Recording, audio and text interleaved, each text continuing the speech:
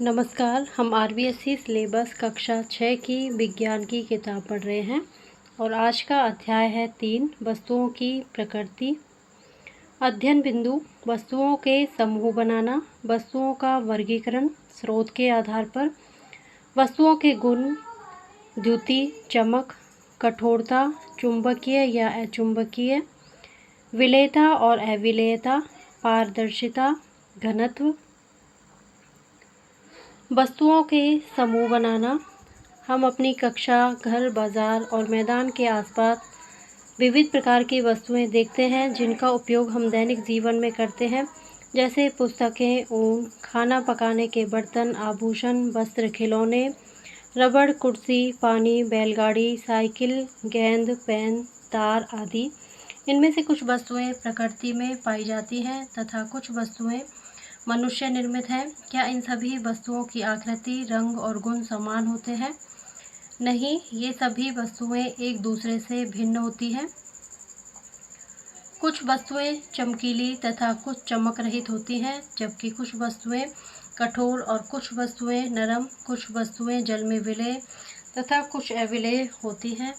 जिन वस्तुओं के गुण समान होते हैं उन्हें एक समूह में रखते हैं। हम वस्तुओं के समूह क्यों बनाते हैं? ये सभी वस्तुएं किन पदार्थों की बनी होती हैं? इन प्रश्नों के उत्तर का पता हम इस अध्याय में लगा सकेंगे। हम वस्तुओं के समूह अपनी आवश्यकता एवं सुविधा अनुसार बनाते हैं ताकि ये एक दूसरे में मिश्रित न हो। गतिविधि 1: आपके विद्यालय के कक्ष तथा विद्यालय के बाहर की वस्तुओं को एकत्रित कीजिए। एकत्रित की गई वस्तुएं खिलौने, पेंसिल, नोटबुक, रबड़, किताब, कुर्सी, मेज, समाचार पत्र, ऊन, आम, रुई, बेलन, बिजली के स्विच आदि हो सकती हैं। इस संग्रह में से उन सभी वस्तुओं को पृथक पृथक कीजिए जो कागज, लकड़ी, लोहा, रबड़ और प्लास्टिक से बनी है। इन्हें सारणी 3.1 में सारणीबद्ध कीजिए। सारणी 3.1: पदार्थों के आधार पर वस्तुओं के समूह बनाना। पदार्थ: कागज, प्लास्टिक, लकड़ी, लोहा, धातु। वस्तुएं: जैसे कागज में नोटबुक, किताब, समाचार पत्र आती हैं, इसी तरह और अन्य वस्तुओं के समूह बनाने हैं। उपर्युक्त सारणी से स्पष्ट है कि कुछ वस्तुएं एक ही पदार्थ से बनती हैं, जबकि कुछ वस्तुएं एक से अधिक पदार्थों से बनती हैं। इन पदार्थों के स्रोत अलग अलग हैं। वस्तुओं का वर्गीकरण स्रोत के आधार पर। वे वस्तुएं जो हमें प्रकृति, पादप या जंतु से प्राप्त होती हैं उन्हें प्राकृतिक तथा जो मनुष्य द्वारा निर्मित होती हैं उन्हें मानव निर्मित या कृत्रिम वस्तुएं कहते हैं। इन वस्तुओं के गुण अलग अलग होते हैं। गतिविधि 2: चित्र 3.2 में से कुछ वस्तुएं प्राकृतिक तथा कुछ मानव निर्मित हैं। पता लगाकर सारणी 3.2 में सारणीबद्ध कीजिए। जैसे वस्तुएं दी गई हैं: अनार, हल, रुई, आम, ऊन, खिलौने, कुर्सी। प्राकृतिक एवं निर्मित वस्तुएं। सारणी 3.2 स्रोत के आधार पर वस्तुओं का वर्गीकरण। वस्तु का नाम: आम, कुर्सी, रुई, हल, अनार, खिलौने, ऊन। उनके सामने लिखना है ये प्राकृतिक है अथवा मानव निर्मित। जैसे आम प्राकृतिक वस्तु है, कुर्सी मानव निर्मित है। इसी तरह अन्य वस्तुओं के नाम लिखने हैं और उनके स्रोत के आधार लिखने हैं। वस्तुओं के गुण: हमारे घरों में पीने के पानी को संग्रहित करने के लिए मिट्टी से बने घड़े, धातु से बने बर्तन व प्लास्टिक की बाल्टियों आदि को काम में लेते हैं। क्या आपने कभी सोचा है कि हम पानी पीने के लिए कपड़े से बने गिलास को काम में क्यों नहीं ले सकते, या कागज से बनी वस्तुओं का उपयोग पानी भरने के लिए क्यों नहीं किया जाता है? इससे स्पष्ट है कि पदार्थों का उपयोग उनके गुणों के आधार पर किया जाता है। वस्तुओं के ये महत्वपूर्ण गुण कौन कौन से हैं, आइए जानकारी करें। पहला गुण है द्युति या चमक। गतिविधि 3: स्टील की एक थाली एवं लकड़ी के गुटके को पर्याप्त प्रकाश में ले जाकर अवलोकन कीजिए, इनमें से कौन सी वस्तु चमकीली है। इसी प्रकार कुछ अन्य वस्तुओं के जोड़े नीचे सारणी 3.3 में दिए गए हैं। द्युति के आधार पर इनका वर्गीकरण कीजिए। सारणी 3.3 द्युति के आधार पर वस्तुओं का वर्गीकरण। वस्तुओं का जोड़ा, गहने व कपड़े, कोयला व स्टील का बर्तन, एल्यूमिनियम चद्दर व गत्ता, लोटा व कंघी। चमक युक्त और चमक रहित इन वस्तुओं में कौन कौन से हैं वो सारणी में लिखने हैं। उक्त सारणी एवं चित्र में प्रदर्शित वस्तुओं का अवलोकन करने पर हम पाते हैं कि धातुओं से बनी वस्तुओं में द्युति चमक होती है, जैसे गहने, बर्तन, एल्यूमिनियम चद्दरें आदि। आपने देखा होगा कि घरों में तांबे के लोटे की चमक कुछ दिनों में कम हो जाती है।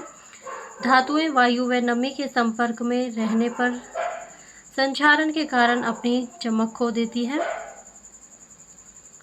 कठोरता। गतिविधि 4।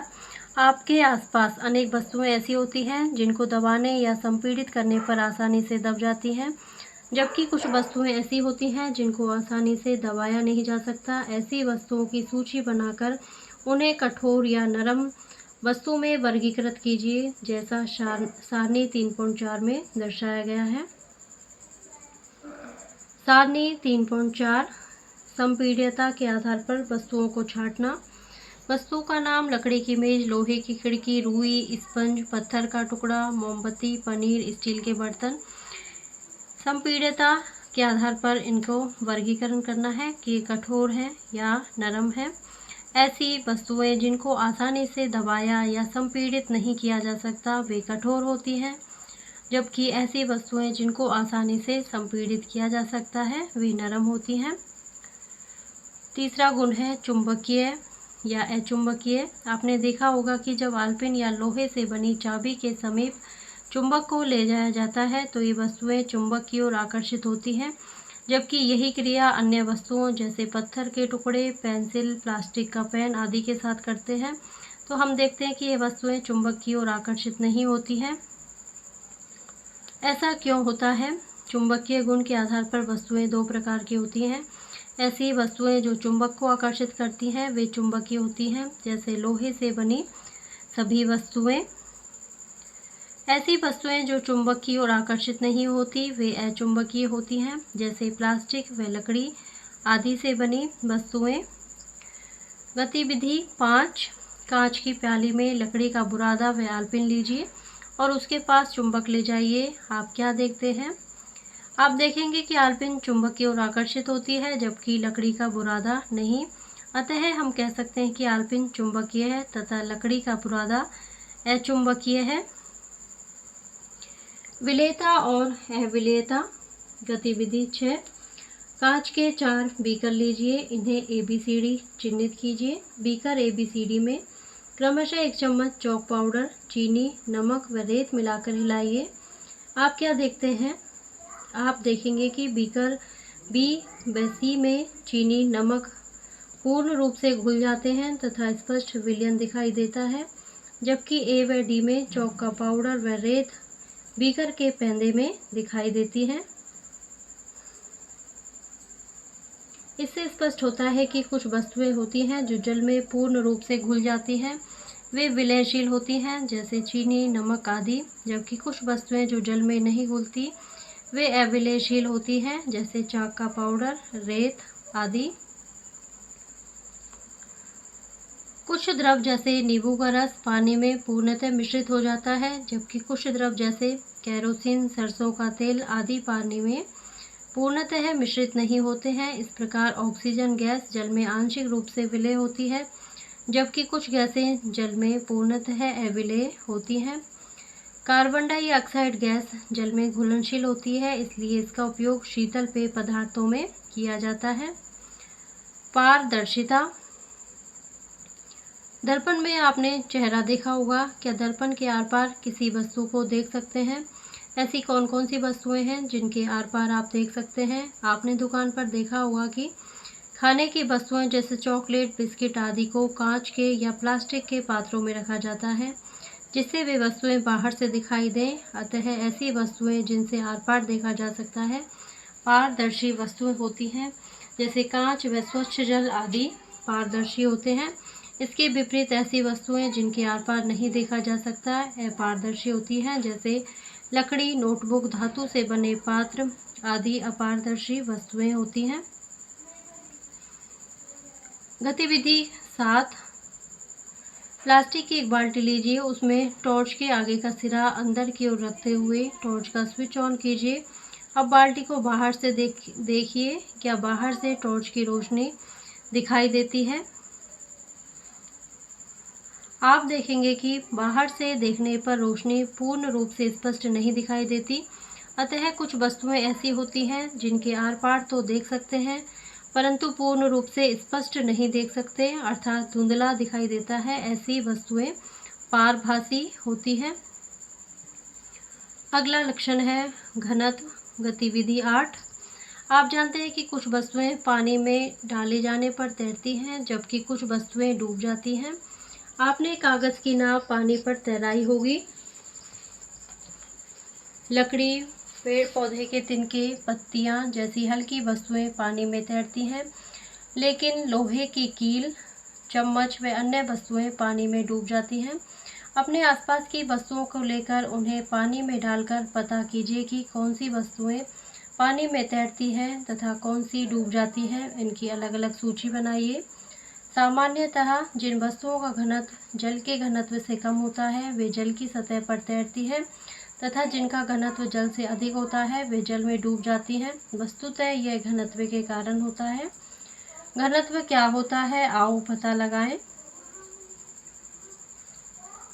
गतिविधि 9। तो एक जैसे खाली डिब्बे लेकर उनमें से एक को रुई तथा दूसरे को रेत से पूरा भरा लीजिए। उन्हें उठाकर देखिए कौन सा अधिक भारी है। स्पष्टतः रेत रुई से अधिक भारी होती है। समान आयतन के डिब्बों में भरी रुई तथा रेत में से रेत का द्रव्यमान अधिक होता है, अतः हम कहते हैं कि रेत का घनत्व रुई से अधिक होता है। किसी पदार्थ के इकाई आयतन के द्रव्यमान को उस पदार्थ का घनत्व कहते हैं। जो वस्तु निश्चित आयतन में अधिक द्रव्यमान रखती है उसका घनत्व अधिक होता है। इस प्रकार हम वस्तुओं को उनके गुणों के आधार पर पृथक पृथक समूहों में संग्रहित कर सकते हैं। समूहन की यह प्रक्रिया अनेक प्रकार से सुविधाजनक होती है। समूह बनाकर भंडारण करने पर उनकी स्थिति का पता लगाने में आसानी रहती है। जैसे किराना की दुकान में दुकानदार सामग्री को उपयोगिता के आधार पर संग्रहित करके अलग अलग जगह पर रखता है, जिससे उसको ढूंढने में आसानी होती है। आपने क्या सीखा? हमारे चारों ओर की वस्तुएं एक या अनेक पदार्थों से बनी होती है। विभिन्न पदार्थों के गुण भिन्न भिन्न होते हैं। समानता के आधार पर हम वस्तुओं के समूह बना सकते हैं। वस्तुओं को स्रोत के आधार पर प्राकृतिक तथा मानव निर्मित कृत्रिम समूहों में वर्गीकृत किया जा सकता है। कुछ वस्तुएं देखने में चमकयुक्त या चमक रहित लगती हैं। कुछ स्पर्श करने पर नरम अथवा कठोर लगती हैं।